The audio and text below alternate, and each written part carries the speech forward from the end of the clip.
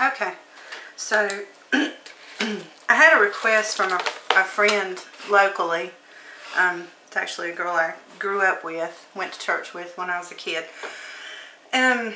She wants me to make a dedication gown or a christening gown for her grandbaby. So I thought I would kind of show my process. And with something like that, I usually will sketch it out and plan it out before I do it. So, you know, she's wanting, I think, the neckline to be like in those little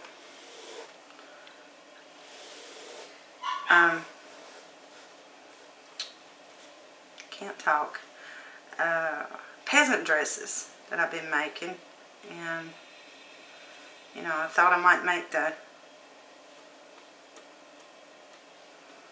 sleeves longer and the elastic a little further up so that they'll have a little bit of frill on them. And you know, this is going to be the little gathered neckline.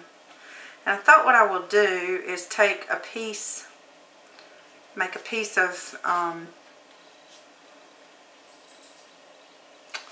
fabric that matches it and sew some of that lace trim on it that I have. And I'm thinking of using, I have some really pretty pearl looking buttons with, I think there's shiny stuff around them, like little rhinestones or something. And put those on there, and then maybe like some lace trim down here at the bottom. She wants it to be white satin, but she wants to see what my idea is. So what I'm probably going to do is make one in a color that I have, because I'll have to go pick up some satin. And I'll make an example for her, and then I'm going to make the actual one when she's happy with what I made.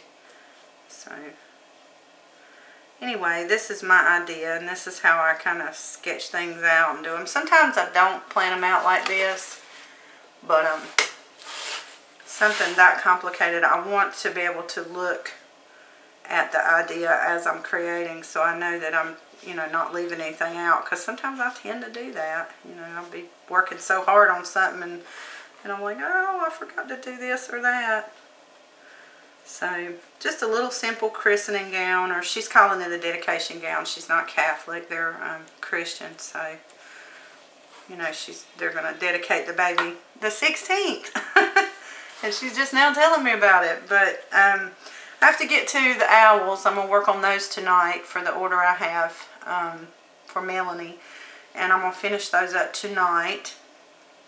And hopefully be able to ship those off by the end of the week if I get to working on them tonight. And then I'm going to work on this. I told her I'd start working on it Wednesday or Thursday so that she could see the sample.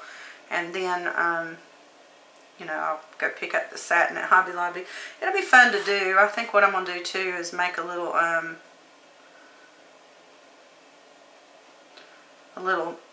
hairband or headband, I don't know how you say that, with a little pretty bow on it, and use one of those buttons, matching buttons, put it in the middle of the bow. So that's what I have. That's how my creative process works sometimes. You know, I'm not that great at drawing. I used to do it all the time in art class. I can't draw people anymore. I used to be able to sit and sketch just about anything. I'm not the greatest at it, but I enjoyed doing it. So anyway, that's my creative process in case y'all wanted to see that. Yeah, fun, huh? I'll show you the gown when I'm making it. I may make the, I guess you call it prototype or example first, and then when I'm making the actual gown for my friend, I'll do a video on that and let you guys see it. And hopefully it will have this look. And I'm thinking possibly with the back of it, instead of a fully closed back, I may split the back and make like a little hook closure to make it easier to get on and off of the baby, since it's going to be satin and that's not really stretchy material. So we'll just see by the time I get done with my little example project on it and see how that turns out. But that's probably how I'm going to do it. So anyway, that's it, guys. Peace, y'all. Bye-bye.